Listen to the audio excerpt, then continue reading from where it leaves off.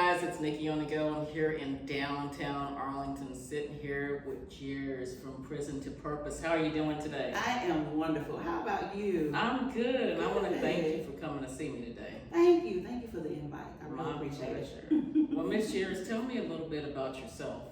Well, I am originally born in Illinois, but we moved to Alabama when I was 5 years old. And so I say that I am an Alabama girl, and I am a die-hard Roll Tide fan. And I love it. Yes, and I'm not just a bandwagoner. I actually went to school there, so I owe them money. So I am genuinely a fan of Alabama, and graduated from UA and came here in Texas looking for a career opportunity.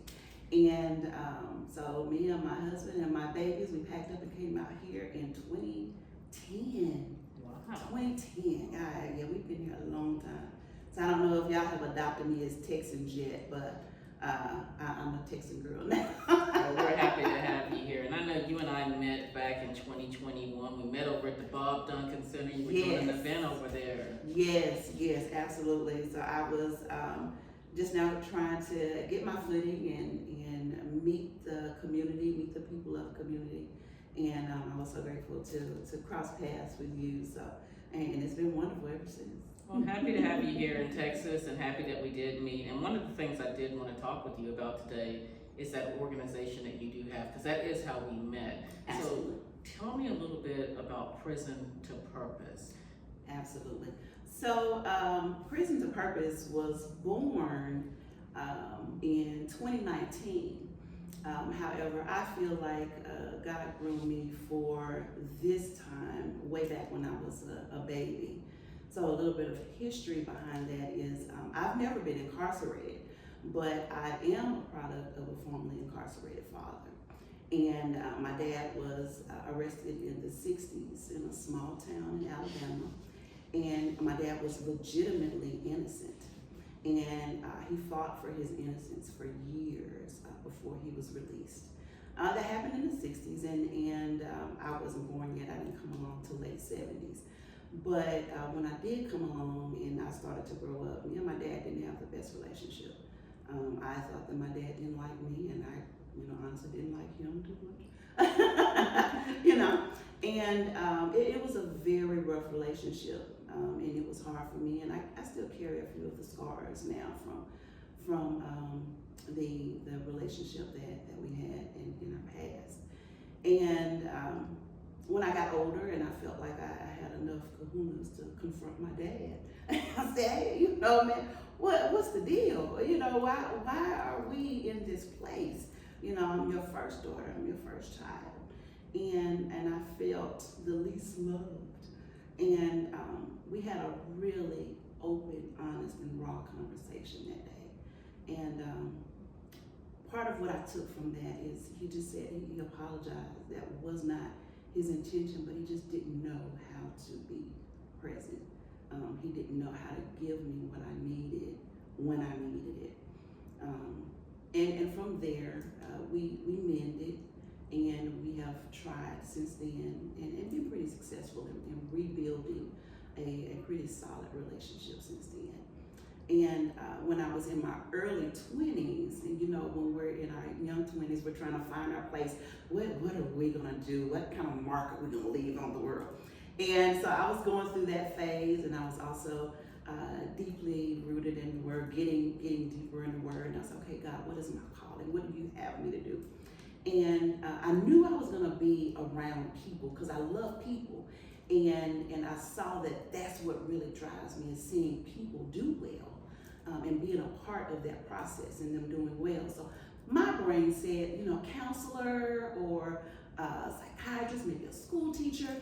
And God said, no, prison ministry. And I said, what? and I recall saying to myself, no, thank you. No, I'm good on that. Appreciate it, but I'm good on that. So I, like most people do, they tarry their own path. And so I did. I went to school and I did get into human resources, thinking that was a people business, and I learned later it's not a people business, it's a paperwork business, but that's another story.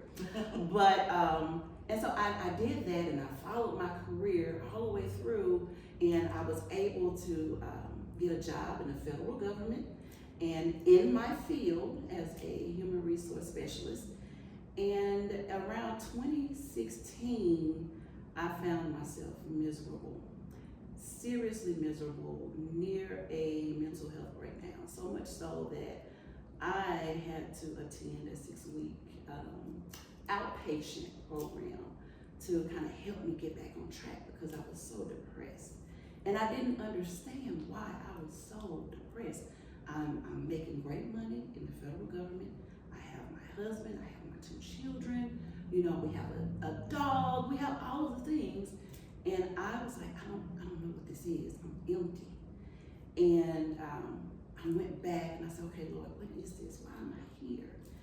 And I feel like he told me my answer didn't change. And I said, oh, well, okay, sir, you know, you kind of have to tuck your tail and say, well, yeah, I do remember that. And so I decided then that I would just see how that path would start. I didn't even know how to start to get in prison ministry. But I met a lady, and she was the coordinator of a program in Seagoville Federal Correction Institute. And they were going through a 13-week course on just the basic skills that those inmates would need coming out. And I told her that I was interested in volunteering. Now, I didn't know that it was an all-male facility when I first talked to her about it, but she said, you know, I think you would be great. Right now, it's all men that are facilitating the course, but here's the wonderful thing about how God does things. Because you have your extensive experience in HR, you can help these people with their resume writing and their interviewing skills. So even though I went down my own path, he was able to kind of bring that back full circle and get me a foot in to where I was supposed to be. And when I got in there, I was like, this is amazing. Well, when I first got in there for the first time, I was petrified. Yeah. And you know, I had to do all of the things that, you know, no jewelry, no open-toe shoes, no revealing clothes. I mean, all of the things. I got one down, went through all of the stuff. And when I heard those guys go, boom, I said, oh, I'm in here now. I'm like, Yes. But after I got in, the nerves settled and I saw the class, I saw what the teachers were teaching and how the students were receiving. I was like, man, I love this. I love this. So much so that I stayed with Seagoville for about 3 years. And the coordinator, she actually retired from BOP and she moved over to Lou Sterrett. And she said, hey, can you follow me over to Lou Sterrett and help the ladies do, you know, with the same thing, resume writing and interviewing skills, some of your HR expertise. Absolutely. So I did that for a couple of years, and then COVID hit, and of course all of the volunteers came out. Right. And I said, okay, well, Lord, what do I do? You got me out here now, what do I do? And I reflected on some of the classes, the previous classes from Seagoville, from Lou Sterrett, and the participants were saying, you know, this is some really good information. Man, I wish we had this when we got home. Light bulb went off. Light bulb, yeah. I said, this is exactly what I'm gonna do. I'm gonna create a space for them to come when they get home so that we can kind of be their first stop, their first step when they get out. Before they go back into the world, we wanna grab them and say, hey, let's try to do something different. Let's try to turn your path, right the ship. And that's kind of where we were born in 2019. Another very interesting thing about it is, you know, I told you about my dad, who was legitimately innocent. I too married an ex-offender, and that joker was legitimately guilty. But I had the opportunity in my personal life to kind of see two sides of the same coin. I saw a man who was legitimately innocent and went into prison, and I saw a man who was legitimately guilty and went into prison. And both guys came out the same way. They were broken, they were traumatized. And so my passion beyond helping the guys and the ladies, the participants, to do well post incarceration, I want them to go home and be a better dad, be a better mom, better husband for their family. So that's my personal driving force behind Prison to Purpose. I love that, and I'm so thankful that you do have this organization, and I've had the opportunity to, be present at, it was back during COVID, at your graduation. Yes. You do have graduations. Let's tell the audience a little bit about the course and getting to that point of the graduation. Absolutely. So our class is 12 weeks long, and it's 2 days a week on Tuesdays and Thursdays from 6 to 8 p.m. And we host our class at Tarrant County College, the South Campus. So they have been amazing throughout this whole process with us. It's partnering with us and allowing us to host the class there on their campus. And then our Tuesdays and Thursdays we go through a curriculum. So we are curriculum based. They have a book, and we talk about a gamut of subjects from, it's personal development. So rebuilding the person beyond incarceration, beyond the number that they gave you when you were incarcerated. So we talk about rebuilding trust with your family, friends, and community, accepting accountability for your actions. We talk about behaviors, where certain behaviors and traits come from. Some of them are environmental, some of them are in your DNA. We talk about stressors, triggers, and we have a licensed therapist that comes in twice a month and does group therapy with our participants. And she goes through the trauma portion of it, coping skills, anger management. We do time management, healthcare management. We'll bring in a healthcare advocate to make sure that our participants are covered with healthcare. They have the right amount, they have the right kind of healthcare. And then we also have a financial literacy piece. And one of our facilitators take 3 sessions, and he starts from the very basics of money. He actually pulls out different denominations of bills, dollar bill, $5, and he was like, look at the serial number, and he gives the history behind the serial number and the president. He does an amazing job. He also talks about credit and your credit report, how to get your credit report, how to read it. He talks about money management. They do a budget just to see where your money is going. Sometimes it's easy to get money, but it's hard to save it. Right. And I think all of us need that class. And he talks about home buying and investing. So we give them a really solid basis on financial literacy. And also we do a mentorship program. So our participants are paired with a mentor. I joke with our participants, I say, we have you on Tuesdays and Thursdays from 6 to 8. What happens on a Wednesday night when somebody tick you off? Undoubtedly that's gonna happen. What do you do? And sometimes, to be honest, calling your family, your friends aren't the best option, because sometimes they on whatever you on. If you ready to go, they ready to go with you. So you need someone to kind of be accountable to you and make sure you say, hey, no, we're not going down that path. And then if you need someone to help, talk you down off of that ledge, or even resources. Hey, have you heard of any jobs that are open? Or I need some help with this or that. So we have that mentor to kind of help walk them through the program as well. We feed our participants at every class session.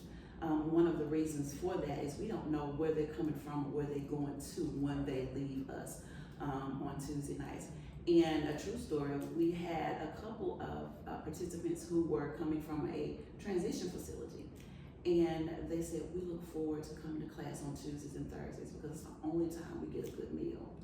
And it broke my heart, but it also made me feel really good because I knew we were having a small part in making sure that they have food security, and they're eating the right things.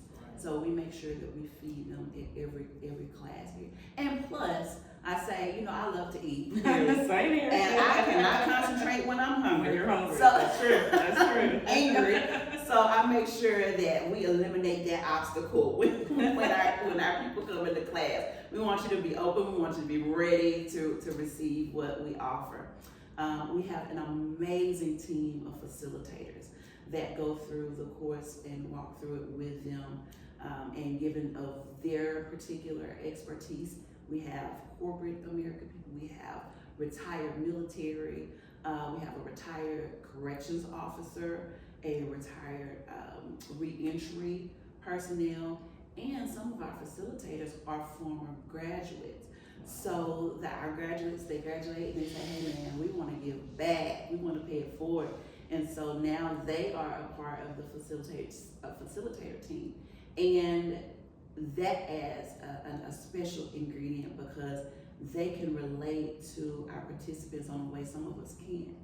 And none of us are paid. We are all volunteers.